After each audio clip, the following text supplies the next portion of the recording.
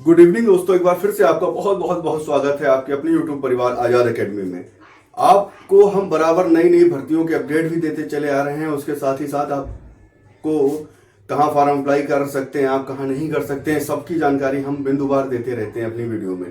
तो आज हम आपको ये जो ECCE एजुकेटर की भर्ती निकली हुई है, जो चल रही है इस समय, कुछ जनपदों में 8 जनपदों में हो चुकी है, बचे हुए जनपदों में अभी आनी बाकी है। तो इसके बारे में पिछली वीडियो में हम आपको पूरी जानकारी दे चुके हैं। कौन इसमें फॉर्म अप्लाई कर सकता है, कौन नहीं कर सकता है, क्या क्वालिफिकेशन चाहिए, आयु सीमा क्या होनी चाहिए, वेतन इसका क्या रहेगा, मानदेय क्या रहेगा, मतलब वेतन का मतलब मानदेय, क्योंकि इसमें वेतन नहीं मानदेय होता है। आउटसोर्सिंग भर्ती है, ये भी हमने आपको बताया था। इसके अलावा पूरी जानकारी दी थी। 8 जनपदों में भर्ती हो चुकी है, वो भी हमने जानकारी दी थी। बचे हुए आपके 67 यानी 67 जनपद जो हैं, उनमें अभी भर्ती आनी बाकी है। तो आपके लिए सुनहरा मौका है। वेतन इसका 10,313 रुपए है। आप प्राइवेट स्कूल में अगर पढ़ा रहे हैं उससे बेहतर है कि आप जो है इसमें ट्राई करिए। अगर हो जाता है तो बहुत ही बेहतर है, क्योंकि इसमें आपको पढ़ाना ही है। आपको प्री प्राइमरी में पढ़ाना है, बाल वाटिका में पढ़ाना है, आंगनवाड़ी में जो बाल वाटिका केंद्र संचालित हो रहे हैं उनमें पढ़ाना है। और ये भर्ती जो है कोलोकेटेड आंगनवाड़ी केंद्रों पर ही हो रही है, अर्थात जो आंगनवाड़ी केंद्र प्राइमरी स्कूलों में स्थित हैं उनमें हो रही है। तो हमने पिछली वीडियो में आपको बताया था कि हम जनपदवार कितनी वैकेंसी हैं इनके बारे में चर्चा करेंगे अगली वीडियो में। उसी को लेकर आज उपस्थित हुए हैं। उससे पहले अगर आप हमारे चैनल पर नए हैं तो सबसे पहले चैनल को सब्सक्राइब कर लीजिए, बेल आइकन का बटन दबा दीजिए, जिससे कि आपको हमारी नोटिफिकेशंस मिलते रहें। और अगर हमारी वीडियो अच्छी लगती है तो आप कमेंट करिए, लाइक करिए और शेयर करिए। चलिए बढ़ते हैं आगे। तो हमने देखिए आपको पिछली बार बताया ही था, पिछले वीडियो में आपको हमने बताया था इसकी क्वालिफिकेशन वगैरह सब कुछ, कैसे फॉर्म अप्लाई करना सब बता दिया था। अब देखिए भर्तियों के पद किस जनपद में कितने हैं। तो आगरा में आपके हैं 160, ठीक है। टोटल मिला के कुल पद आपके कितने हैं वो हमने पिछली वीडियो में भी आपको बताया था। 8800 पद हैं। ये 75 जनपदों में हैं। 75 के 75 जनपद हमने आपको लिख दिए हैं। और इन 75 जनपदों में कौन से जनपद में कितने हैं वो आप देख लीजिए। आगरा में आपके 160 हैं, अलीगढ़ में आपके 130 पद आए हैं, अंबेडकर नगर में 90 पद हैं, अमेठी में 130 पद हैं। देखिए लग रहा होगा आपको ये पद कम है, लेकिन ये पद कोई खास ज्यादा कम नहीं है, क्योंकि इसमें कंपटीशन भी कम है। क्योंकि इसमें डिप्लोमा या तो होम साइंस से ग्रेजुएशन आपका होना चाहिए, या फिर आपके पास NTT वगैरह का डिप्लोमा होना चाहिए। तो आपकी क्वालिफिकेशन जब इसमें ऐसी रखी गई है जो कम लोगों के ही पास है, तो इसमें कंपटीशन भी कम हो जाएगा। तो मेरिट इसकी ज्यादा हाई नहीं जाने के चांस हैं। इसके बाद अमरोहा में 70 हैं। देखिए 100 से कम पद कम जिलों में है, कुछ ही जनपद हैं, बाकी सब में लगभग 100 के आसपास पद हैं ही। औरैया में 80 पद आपके निकले हैं। आजमगढ़ में 220 पद हैं, बहुत हैं। बागपत में आपके 60 हैं, बहराइच में 140 हैं, बलिया में 180 हैं, बलरामपुर में 100 हैं, बांदा में 90 हैं, बाराबंकी में 160 हैं, बरेली में भी आपके 160 हैं, और बस्ती में आपके 150 हैं। तो 160, 50, 180 देख रहे हैं आप, इस तरह से पद सही हैं। उसके बाद देखिए आपका भदोही में आपका देखिए 70 पद हैं।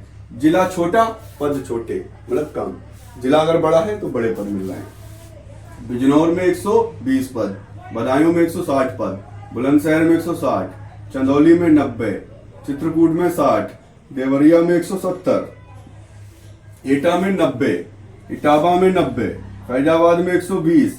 देखिए फैजाबाद जो अब अयोध्या हो गया है, हालांकि इन्होंने जो नोटिफिकेशन जारी किया उसमें फैजाबाद करके ही 120 पद दे रखे हैं, लेकिन जिसे आप अयोध्या जिला भी अयोध्या नाम दे दिया गया है, तो अयोध्या जनपद यही माने, ठीक है।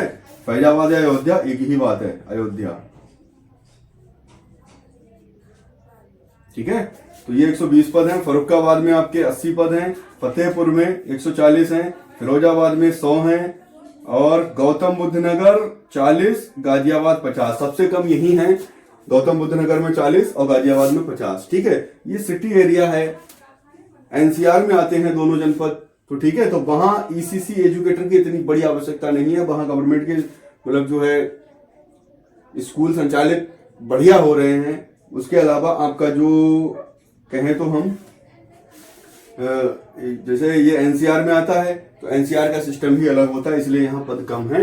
आंगनवाड़ी केंद्र भी कम होंगे, कोलोकेटेड कम होंगे, इसलिए पद भी कम है।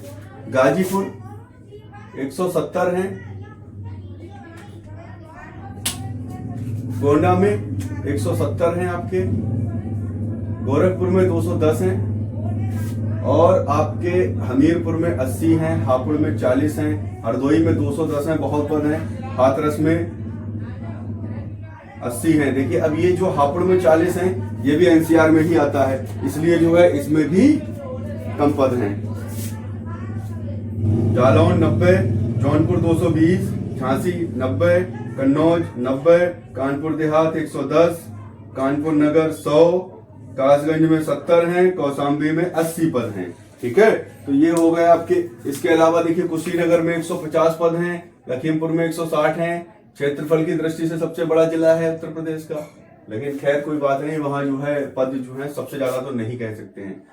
ललितपुर में 70 हैं, लखनऊ में 90 हैं, महाराजगंज में 130 हैं, महोबा में 50 हैं, मैनपुरी में 100 हैं, मथुरा में 110, मऊ में 100, मेरठ में 140, मिर्जापुर में 140, मुरादाबाद में 90 हैं, मुजफ्फरनगर में 100 हैं, पीलीभीत में 70 हैं, प्रतापगढ़ में 180 हैं, प्रयागराज में 210 हैं, रायबरेली में भी 210 पद हैं, रामपुर में 70 पद हैं, सहारनपुर में 120 हैं, संभल में 80 हैं।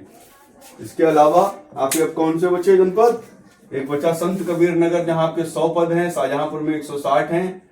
शाहजहांपुर की एक बार मेरिट आउट होके वहां विवाद होके ये कैंसिल हो चुकी है। शामली में 40 पद हैं, श्रावस्ती में 60 पद हैं, सिद्धार्थनगर में 140 हैं, सीतापुर में 200 हैं, सोनभद्र में 80 हैं, सुल्तानपुर में 130 हैं, उन्नाव में 160 हैं और वाराणसी में 90 पद आए हैं। तो ये कुल मिलाकर टोटल पद जो हो जाते हैं वो 8800 हो जाते हैं, और ये 8800 पदों पर भर्ती निकल चुकी है या निकलने वाली है। ठीक है, 8800 पदों पर निकल चुकी का मतलब क्या है? 8 जनपदों में निकल चुकी है, बचे हुए जनपदों में निकलने वाली है। ठीक है, तो आप बराबर अपने जनपद की अपडेट ध्यान रखिए कि कब हमारे जनपद में आएगी। बाकी हमारे माध्यम से भी आपको बता दिया जाएगा। आप हमारे चैनल पर बराबर विजिट करते रहिए, बेल आइकन का इसीलिए मैंने कहा है बटन दबा लीजिए, जिससे कि आपको जैसे ही जिस जनपद की भी वैकेंसी आएगी, ऑनलाइन अप्लाई शुरू होंगे, हम आपको तुरंत वीडियो बना के एक अपडेट दे देंगे। और आप अगर बेल आइकन का बटन दबाए हुए होंगे तो आपको नोटिफिकेशन तुरंत मिल जाएगा, आप देखिए और आपको पता लग जाएगी। इसके अलावा देखिए इसमें फॉर्म अप्लाई करने की आपको कोई फीस नहीं है, 0 फीस है। सेवा योजना पर अपना रजिस्ट्रेशन करके रखिए, क्योंकि जब भी ये वैकेंसी आएगी आपका रजिस्ट्रेशन होगा, तुरंत आप जाएंगे अप्लाई बटन पे, तुरंत अप्लाई हो जाएगा, उसके बाद कुछ नहीं करना है, क्योंकि आपकी डिटेल डॉक्यूमेंट्स अपलोड सब आपका रजिस्ट्रेशन में ही करा लेंगे। तो रजिस्ट्रेशन करा के रखिए, इस भर्ती के लिए नहीं, आपको किसी भी भर्ती के लिए वो रजिस्ट्रेशन काम देगा। सेवा योजना से बहुत सी वैकेंसी आती रहती है, संविदा आधारित आउटसोर्सिंग वाली आती रहती हैं, तो उसमें आप किसी भी जहां आप देखें आपके मतलब की कोई भी वैकेंसी है, आप तुरंत अप्लाई कर सकते हैं। अगर हो रहा है तो ठीक, नहीं हो रहा तो कोई बात नहीं, वहां फिलहाल वैकेंसियां बहुत आती रहती हैं। तो सेवा योजना पर सबसे पहले अपना रजिस्ट्रेशन कर लीजिए। रजिस्ट्रेशन करने के बाद आपको जैसे ही जो वैकेंसी आपको अच्छी लगे, अपने मतलब की लगे, तुरंत उसमें अप्लाई भी करते रहिए। साथियों, हमने आपको एक एक अपडेट दी है इसकी, और अगर इससे और अधिक जानकारी चाहिए तो हमारी पिछली वाली वीडियो आप जरूर देख लेना। आज की वीडियो में हम इतना ही बताएंगे, चलते हैं, मिलेंगे हम नेक्स्ट वीडियो में एक नई अपडेट के साथ। बहुत बहुत धन्यवाद।